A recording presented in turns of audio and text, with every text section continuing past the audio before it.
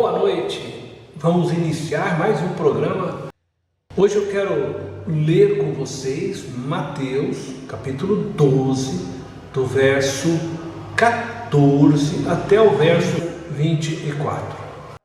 Diz assim: Então os fariseus saíram e começaram a conspirar sobre como poderiam matar Jesus.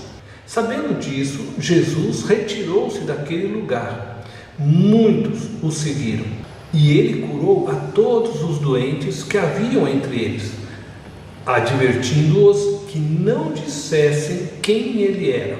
Isso aconteceu para se cumprir o que fora dito pelo profeta Isaías: Eis o meu servo, a quem escolhi, o meu amado, em quem tenho prazer.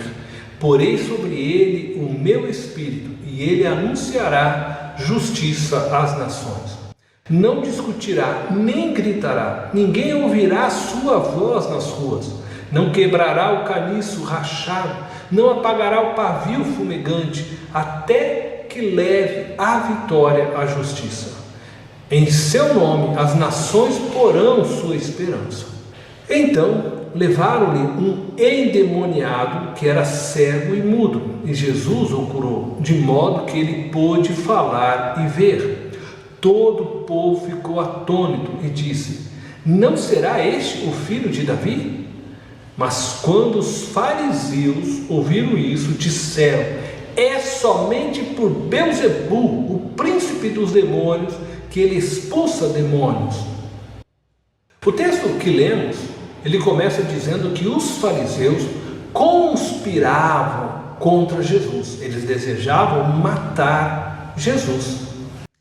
Jesus, sabendo desta conspiração, após ter curado muitos doentes, ele pede para que eles não divulgassem quem os havia curado.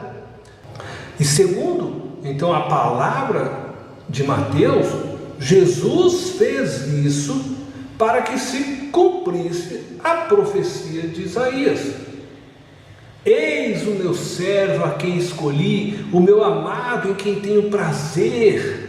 Porei sobre ele o meu espírito, e ele anunciará justiça às nações. Não discutirá, nem gritará, ninguém ouvirá sua voz nas ruas. Jesus, ele é gentil, Jesus é sensível, Jesus evita o confrontamento desnecessário que pode causar prejuízo à sua missão. Ora, os fariseus desejavam matá-lo, estavam conspirando contra ele. Então ele pede para que aquelas pessoas curadas das diversas enfermidades não divulgassem naquele momento, para não expor Jesus aos fariseus, para não dar aos fariseus a oportunidade que eles desejavam de tirar a sua vida. Jesus, então, estrategicamente, neste momento, pede para que eles não falassem nada. E isso por quê? Porque o próprio Senhor Jesus, ele é apaziguador. Então ele está tentando apaziguar tudo naquele momento. Jesus não vem tentando ser o Messias, confrontando todo mundo, lutando contra todos, botando a boca no trombone, falando cheio de raiva e de ódio contra todos aqueles, não é, que se levantam contra o seu evangelho, contra a mensagem do reino de Deus. Nós temos visto isso acontecer atualmente. Alguns pastores acreditam que em nome do reino de Deus, em nome do evangelho de Deus, eles podem ofender, atacar pessoas, falarem cheio de ira, agredir todo mundo. Jesus não nos deu esse exemplo. Pelo contrário, Jesus vem com mansidão, com amor, ele vai divulgando a sua mensagem.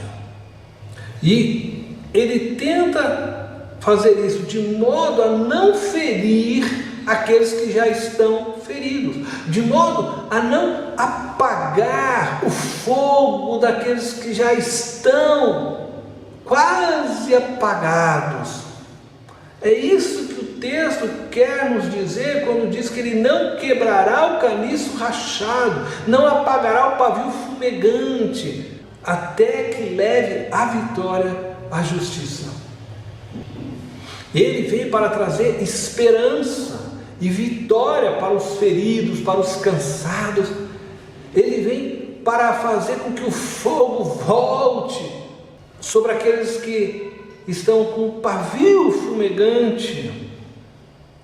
Ele vem para não quebrar o caniço rachado, mas para restaurar o caniço rachado. Jesus é o Messias, o Salvador, o nosso Redentor. E não vem de forma agressiva, ele vem no amor, implantando o seu reino pelo amor. E no meio deste acontecimento, trouxeram até Jesus um endemoniado, que era cego e mudo. E Jesus o curou, de modo que ele pôde falar e ver. O povo ficou atônito, com aquilo que eles viram. E aí começaram a se perguntar: não será este o filho de Davi? O que eles estavam perguntando uns aos outros: não é este o Messias, o ungido, prometido então de Deus?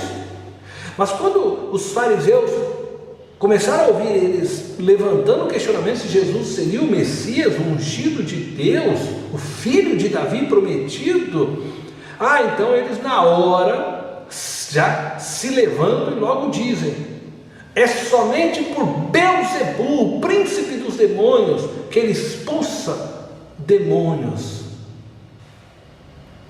Nesta passagem podemos afirmar que os fariseus reconheceram que havia um poder sobrenatural operando através da vida de Jesus. Eles não questionaram mais naquele momento a libertação daquele endemoniado, mas passaram a questionar o caráter do poder que operava em Jesus. Contudo, nós sabemos, e Jesus tinha essa certeza, de que o poder que operava sobre ele era o poder do Espírito Santo. Logo no início do seu ministério, ele, Jesus, declarou isso a todos que o ouviam, que o poder do Espírito Santo descera sobre ele e o ungira para curar, libertar. Jesus havia anunciado. Contudo, os fariseus o acusavam de exercer agora um poder baseado na autoridade de Belzebu. Este texto nos mostra a existência e o conhecimento que os fariseus e os judeus daquela época tinham de duas autoridades. Ambas as autoridades são reconhecidas como poderosas para realizar coisas sobrenaturais. Estamos falando do reconhecimento da existência da luz e das trevas, do poder do bem e do poder do mal. Os discípulos de Jesus devem ter a capacidade de discernir qual a identidade por trás de uma manifestação sobrenatural. O diabo, Belzebu, o príncipe das trevas aqui mencionado, e todo o poder do mal age para tornar o ser humano escravo. Estes poderes do mal, dominam o ser humano até que este perca a capacidade de se expressar. Deixam de ouvir, de falar e de ver a partir de si mesmos. O poder do mal, ele age sobre o ser humano, fazendo com que este seja totalmente dominado pelos pensamentos, pela cultura do inferno. De tal forma que o ser humano não consegue mais ser humano. Ele é só uma expressão de seu ídolo, ele é só uma expressão, na verdade, deste poder maligno que domina o mundo tenebroso em que vivemos. O poder de Deus, que opera através do agir do Espírito Santo no ser humano, é fundamentado no amor. É um poder libertador que nos permite, como ser humano, ouvir, falar e ver a partir de nós mesmos. Quando o ser humano se encontra com Deus em Cristo Jesus, o Espírito Santo começa a ensiná-lo, a guiá-lo, a instruí-lo por meio da palavra de Deus e libertá-lo da influência da cultura introduzida por Satanás neste mundo. O discípulo de Jesus, ele começa a ter sua mente transformada, então, pela palavra de Deus, e dessa forma ele vai se libertando e se tornando livre para pensar por si mesmo e discernir aquilo que é verdadeiro daquilo que é mentira. Eu quero aproveitar esta oportunidade para dizer algo a você que está me ouvindo. Uma vez que estamos aqui falando do poder das trevas, muitas pessoas seguem o caminho das trevas, pensando que estão seguindo o caminho da luz.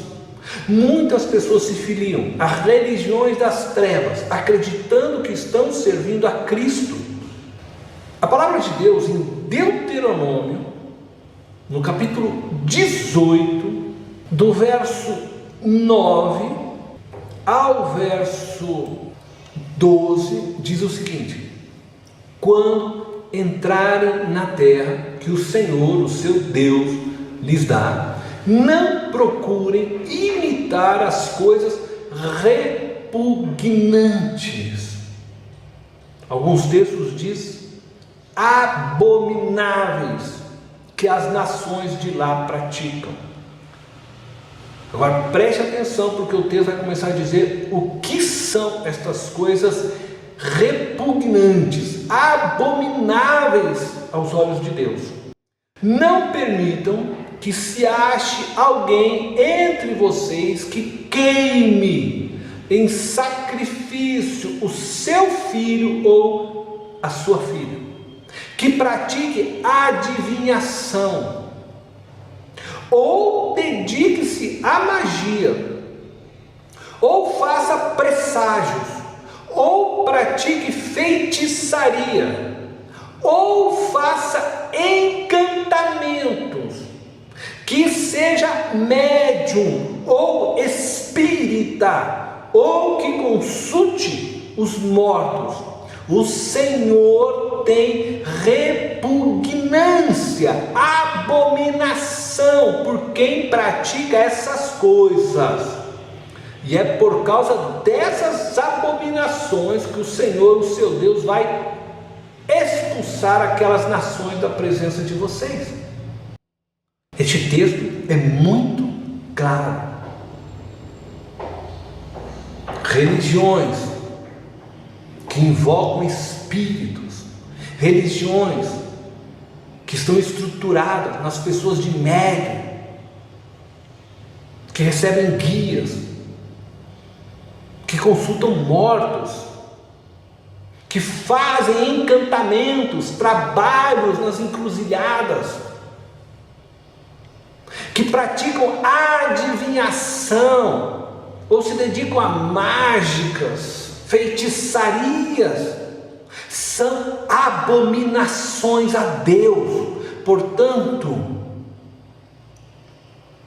não invoque guias, espírito, não consulte médiuns, não procure religiões atreladas a isso, religiões espíritas. É abominação a Deus. Eu sei que muitos espíritas que ouvirem esta palavra talvez vão se sentir no primeiro momento feridos, mas é com amor que eu estou te dizendo isso. Abandone o espiritismo, abandone toda a consulta médium a mortos. Se você consulta guias, espíritos, se você busca ouvir conselhos de médiuns que consultam os mortos, tome cuidado, tome muito cuidado, porque quando você menos esperar, estes espíritos vão se apoderar de você. Portanto, se liberte deste caminho. Veja, Deus diz que isso é abominação para Ele. Se você seguir este caminho, você já está condenado ao inferno. Portanto, se arrependa, peça perdão a Deus. O único caminho para se chegar a Deus é através de Jesus Cristo. Essas religiões espíritas e outras que trabalham com esse tipo de magia, de feitiçaria, de encantamentos, costumam colocar imagens de Cristo, orar em Pai Nosso, para poder exatamente te enganar. Mas a Bíblia, a palavra de Deus, é muito clara com relação a isso. E não existe aos olhos de Deus mesa branca, mesa preta, mesa azul. Mas o espiritismo que eu faço parte é mesa branca, ela só faz trabalho para ajudar as pessoas.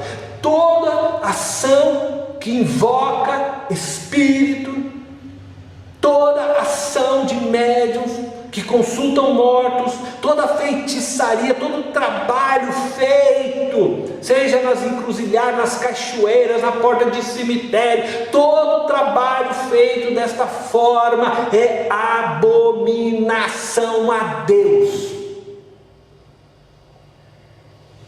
Tudo é das trevas, seja mesa branca, mesa preta, tudo é das trevas. Umbanda, quimbanda, tudo é das trevas.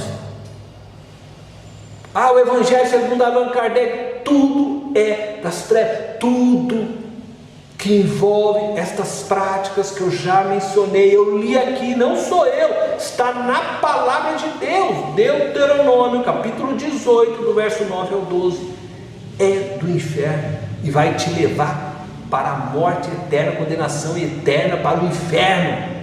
Se arrependa se você está seguindo este caminho, abandone este caminho e se entregue a Jesus Cristo. Jesus disse: eu sou o único caminho, eu sou o único, eu sou o caminho, a verdade e a vida. Ninguém vem ao Pai senão por mim. Jesus é a tua salvação, Jesus é a tua esperança. Cuidado com os espíritos que você está ouvindo. Os filhos de Deus devem saber discernir a verdade e os espíritos. Quais são os poderes que atuam? Jesus sabia que o Espírito Santo estava sobre ele. Aqueles religiosos não foram capazes de perceber a ação do Espírito de Deus sobre ele. Que você possa ter esse discernimento. Ore a Deus, para que Ele te mostre a verdade, para que os teus olhos sejam abertos. Jesus te ama e Ele morreu na cruz por você. E não importa onde você está agora, não importa o lugar, não importa que religião você está, Jesus é o único caminho e a única salvação para a sua vida. É isso aí, terminamos o nosso programa de hoje. Continuaremos nesse texto em nosso próximo encontro. Deus te abençoe grandemente. Um grande abraço.